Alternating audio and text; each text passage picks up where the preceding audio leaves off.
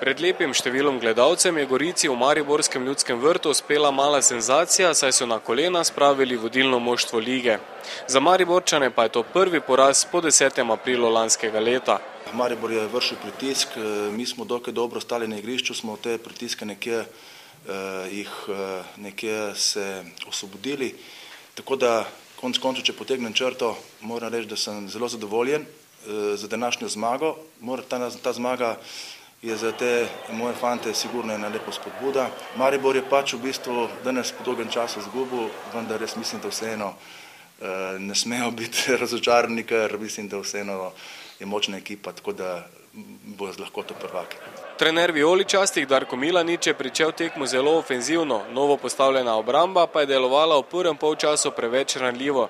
Tudi zato je Milanič v polčasu v slačilnici pustil Jovana Vidoviča, namesto slednjega pa je debil v vijoličastem dočakal Nejc Potokar. Žal enostavno ni hotla v gol, mi smo si pripravili dosti priložnosti.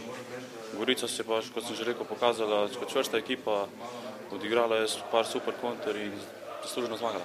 Kljub porazu bi trener vijoličastih še enkrat sestavil enako enajsterico. Smo imeli v prvem polčasu nekaj težav s tem, ker enostavno je bilo zelo malo prostora. Nasprotnik osredotočen na branjenje svojega gola in pa na protinapad.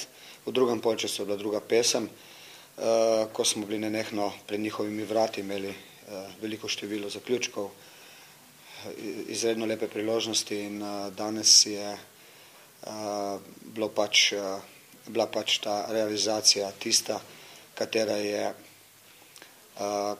pripeljala do tega, da tekme nismo zmagali. Serija neporaženosti se za vijoličaste končala, a kljub temu imajo na vrhu lestvice še naprej lepo točkovno prednost. Naslednjo soboto čaka vijoličaste težko gostovanje pri vse boljši Olimpiji, a vsaj za to tekmo motivacija ne bi smela biti vprašljiva.